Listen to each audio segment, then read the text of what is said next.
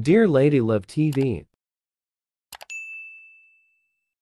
Bakit kailangang mahalin pa kita? Tunghayan natin ang huling bahagi. Nabigla ka lang, di ba? It meant nothing, right? I mean it. I kiss you because I like you. And I want to kiss you more. No, I tried to forget you but I failed. This past few days, ikaw lang yung nasa isip ko.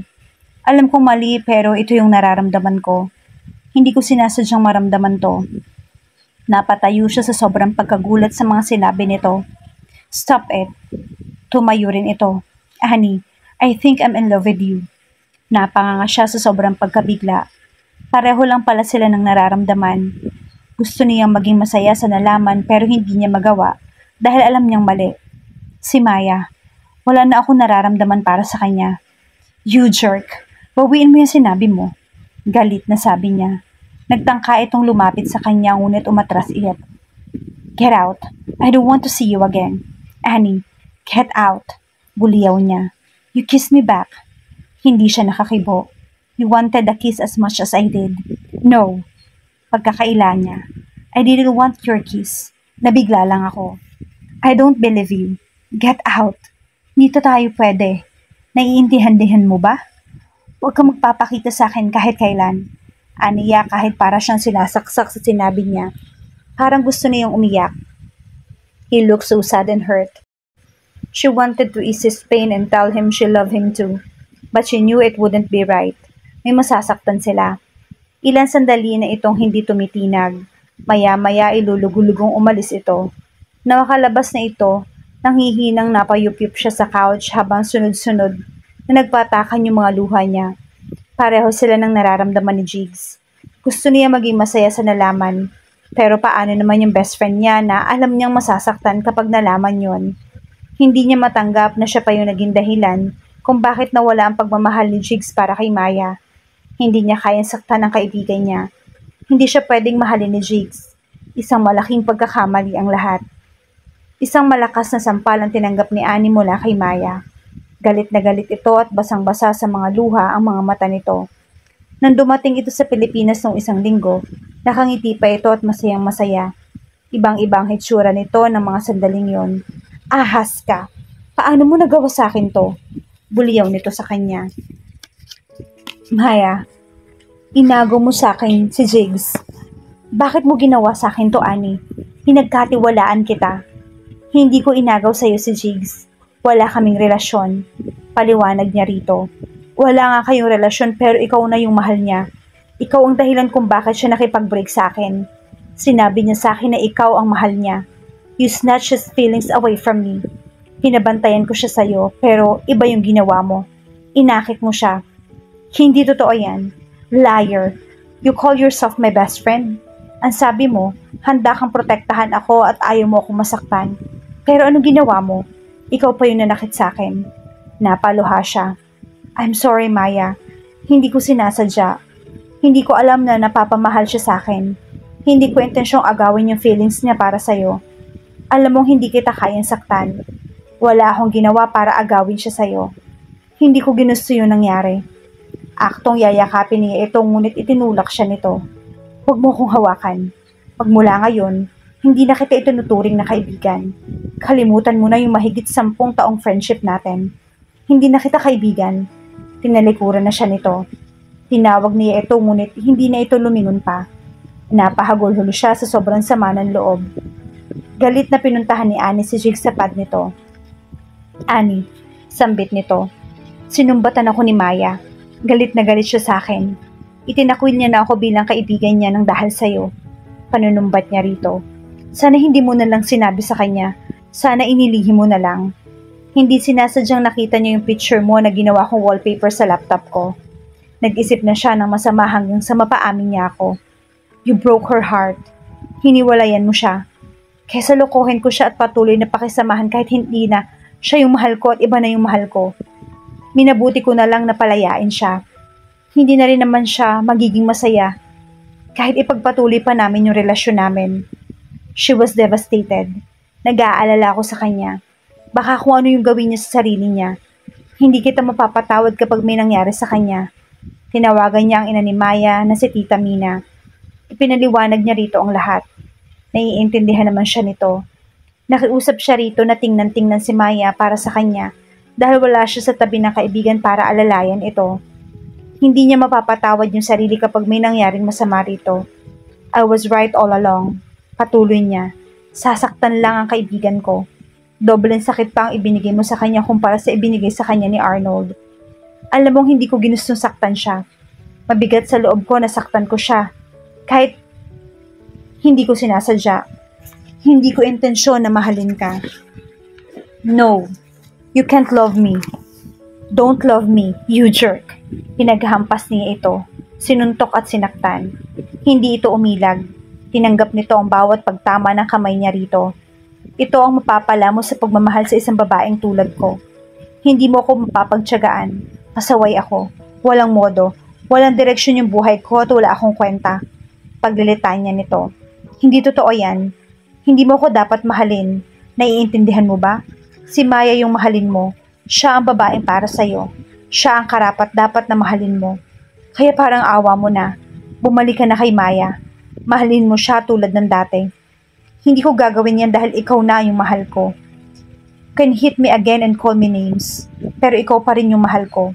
Namuo ang mga luha sa mata niya. Freaking jerk. I don't want to see you ever again. Tinalikuran na niya ito dahil ayaw niyang makita nito ang pagpatak ng mga luha niya. Mahal na mahal pa rin niya ito kahit nagagalit siya rito. How could love be so wrong when it feels so right? Kahit nagmamahalan sila ay kailangan nilang kalimutan ng isa't isa. Masakit, ngunit iyon yung nararapat. Maya, hindi makapaniwala si Annie na makita niya ang kaibigan sa sala na nakatingala sa kanya. Pagbaba niya sa hagdan ng mansyon ng kinilala niyang ama. Nakangiti ito sa kanya. It had been a year since she last saw Maya. Umalis kasi siya ng bansa 1 taon na ang nakalilipas. Nang hanapin kasi niya mga kamag-anak ng tunay niyang ama, ay nalaman niyang buhay pa ang mga ito. Ang kanyang ina at ang lola niya. Sa Australia nakatira kasama ang mga tiyahin niya. They invited her over. Tumira siya roon ng 1 taon ayon na rin sa pakiusap ng mga ito. Naisip niyang tamang-tama iyon para makalimot siya sa kanyang pinagdaraanan. 1 linggo pa lamang siya nakababalik sa Pilipinas. Nakipag-reunion agad siya kina Dindin, Jinky at sa mga dati niyang kabanda. Si Maya na lang ang hindi pa niya nalalapitan. Gusto kasi niyang ihanda ang sarili sa muling pagharap nila. Balak niyang dalawin ito sa isa sa mga araw na yon. Hindi siya makapaniwala na naroon ito sa bahay nila at binibisita siya. A year ago, ilang beses siyang nagtangka na kausapin uli ito ngunit hindi siya hinarap nito. Nangako ang ina nitong si Tita Mina na titingnang mabuti ang anak kaya kahit paano ay napanatag siya na wala itong gagawing masama sa sarili nang dahil sa sobrang sama ng loob. Habang nasa Australia siya ay nakibalita siya kay Tita Mina tungkol dito kaya alam niyang ikakasal na ito sa 1 buwan. Iyon ang dahilan kung bakit umuwi siya. Gusto niya na kahit hindi man siya kumbidado, ay masaksihan niya ang kasal ng kaibigan. Masayang-masaya siya para dito dahil natagpuan na nito ang pag-ibig na sadyang para talaga rito. Sana mampatawad mo ako. Aniya rito pagkatapos sila magkamustahan. Hindi kita pwedeng patawarin, Annie, dahil wala ka naman talagang kasalanan. Hindi mo kasalanan na hulog ang loob sa iyo ni Jigs noon. Alam ko naman na hindi mo siya magawang akitin para agawin sa akin. Nasabi ko lang ang mga nasabi ko noon dahil sa sobrang galit ko. Kaya ako ang dapat na patawarin mo. Umiling siya. Hindi rin kita mapapatawad, Maya, dahil wala ka namang kasalanan sa akin. Mali ka. Ako ang may kasalanan ng lahat. Na-realize ko kung bakit madaling nawala yung pagmamahal sa akin ni Jigs. May pointless distrust, paranoia, selfishness, and inability to understand. Iyon ang mga dahilan kung bakit nawala yung feelings niya para sa akin. Nawala na yung sakit na nangyari noon. Masaya na ako ngayon, Annie. May dahilan ako kung bakit nangyari yon. Kung bakit kami nagkalayo ni Jigs. Hindi siya lalaking para sa akin. Si Ben ang napapangasawa ko. Siya ang Mr. Right ko. I'm so happy for you, Maya. Sana lagi ka ring maging masaya. Salamat. Marami akong natutunan sa nangyari sa akin. So this time, I will make this relationship work. Ikaw, kailan ka ikakasal? Tumawa siya. Wala akong boyfriend eh. Hindi ka nakahanap ng boyfriend sa Australia? Umiling siya. May mga nanligaw sa kanya roon, kaya lang hindi siya nagka-interes sa mga ito. O baka naman si Jigs pa rin. Napatingin siya rito. Ngumiti ito. Alam ko minahal mo rin si Jigs noon kahit hindi mo tahasan sinabi sa akin. Alam ko pareho kayong nararamdaman noon. Pero pinili mong kalimutan siya para sa akin. And I'm so sorry. Pero nakalimutan mo na nga ba siya? Hindi niya nakalimutan si Jigs. In fact, sa loob ng isang taong pagkawala niya sa Pilipinas, ay wala siyang iniisip sa bawat araw kundi ito. She still loved him despite the distance and the absence of communication. Ang sabi ni Maya ay nasusukat daw ang true love kapag mahal mo pa rin ang isang tao, kahit magkalayo kayo at walang komunikasyon sa isa't isa. But she knew she had to forget about him soon. Wala na siyang balita tungkol dito. Baka nga may nobya na ito o baka may asawa na. Maaring hindi na siya mahal nito. Come on, Maya. This talk is weird. Gusto ko maging masaya ka rin, best friend. Tinawag mo akong best friend? She asked, with misty-eyed. Oo naman, ikaw pa rin nag-iisa kong best friend. We're best friends forever, right? Tugon nito. Misty-eyed again. Tuluyan ang nalaglag ang mga luha niya. Best friends forever. Nagyakap sila. Annie strummed her guitar. The audience roared. Mukhang na-miss siya ng mga ito. She smiled and started singing her heart out. We climb up the mountain, swim the deep blue ocean. We stare at the open sky and count the brightest stars. We lay under the moonlight and sing our song. It is perfect. It is paradise. This is our world. We cross the bridge together, laughing out loud. Get out of the train and run through the miles. We board the ship and enjoy the ocean breeze as we say, it is perfect. It is paradise. This is our world. Saglit siyang natigilan nang may makita siyang isang pamilyar na mukha sa audience. For a moment, ang akala niya ay namalikmata lang siya. Jigs was in the bar, watching her. Bumilis ang tibok ng kanyang puso. Bakit naroon ito? A dream of a world where there are only me and you, walking in the rain, fingers intertwined, kissing with our hearts beating as one. It is perfect. It is paradise.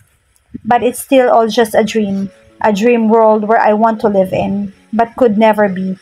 Nang matapos ang kanta niya ay isa si Jigs sa mga pumalakpak para sa kanya at sa mga kabanda niya.